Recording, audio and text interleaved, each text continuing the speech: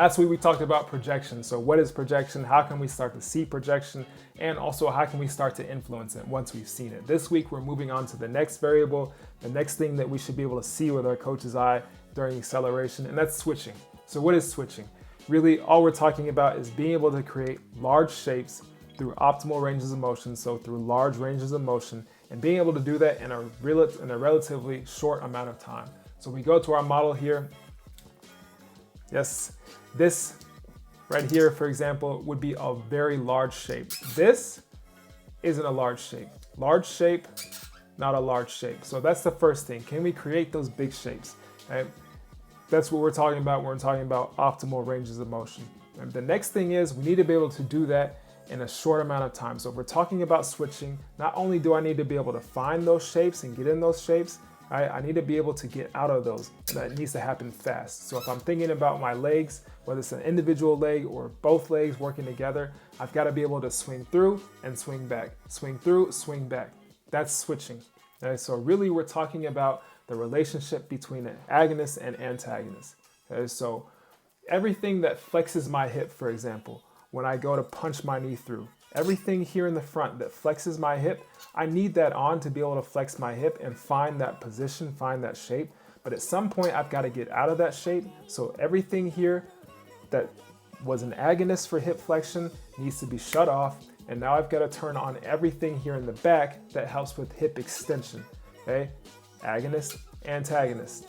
Being able to turn things on and off, that belongs to switching. The next thing is our mentality. So when we think about switching, it needs to be extremely aggressive. Really, in anything that we do, you have to think aggressively. You'll never hear me tell an athlete, place your foot, put your foot down. If you hear me talk to athletes and when I communicate to athletes, it's gonna be attack. We have to attack back, attack the ground. Everything is extremely aggressive. That's our mentality here, especially when it comes to switching. And the thing that we're trying to accomplish through optimal switching or effective switching is a reduction of braking forces. So when we're talking about acceleration, think about anything in front of my hips, anything that's extremely far in front of my hips as a braking force. So if I was running at full speed right now and I wanted to stop, the first thing I'm gonna do is put my feet in front of my body, all right? That's how I would brake. That's what we wanna avoid when it comes to acceleration, obviously.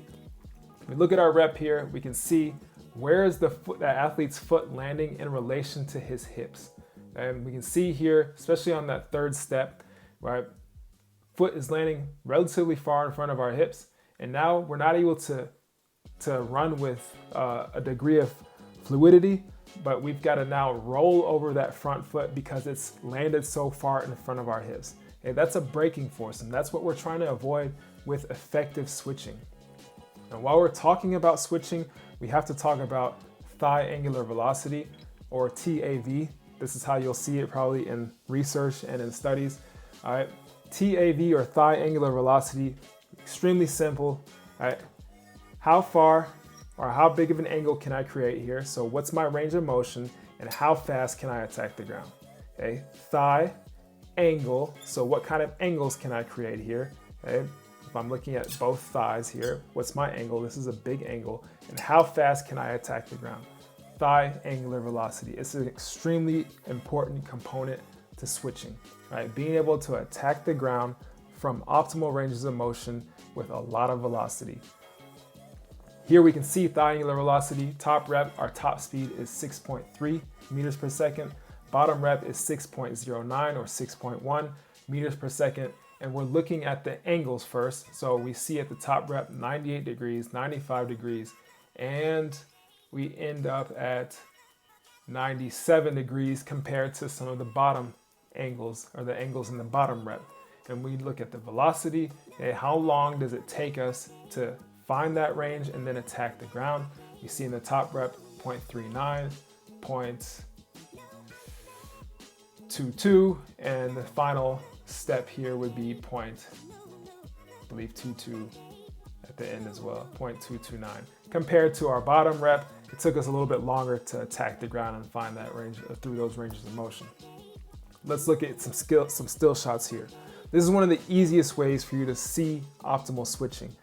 Looking at the space between the knees at touchdown. Okay, so when the athlete's foot touches down, any part of their foot touches the ground, how much space is in between their knees.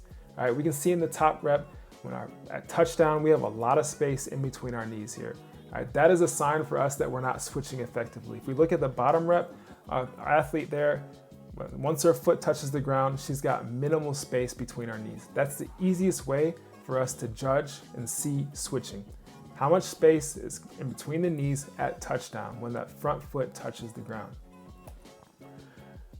Looking at a rep here, we can see the athlete, again, where is his foot landing in relation to his center of mass? How much space is in between his knees at touchdown? All right, we can see this isn't a fluid run. All right, we've got to really take time to slow down and then speed up again. There's nothing fluid about this rep. This is suboptimal switching. Looking at a couple of other reps here, we look at the top rep. And again, what are some of our KPIs of switching? Do we create big shapes? Not really. All right, what does the space look like between our knees at touchdown? It's relatively large. It's a lot of space. If you look at the bottom rep here, right, do we create big shapes? Definitely bigger than the top rep. This is the same athlete with some space and some time in between. All right, what's going on with our knees at touchdown? So the athlete's doing a much better job of attacking back and closing that gap between his knees at touchdown. Still not perfect. We still have a few missteps, but progression is the name of the game here. So now that we know what switching is, how we can start to see switching, how can we start to improve it? So what are some of the important physical qualities of good switching? We need a strong foot and ankle. We need to be able to move things fast, so that's a high rate of force development.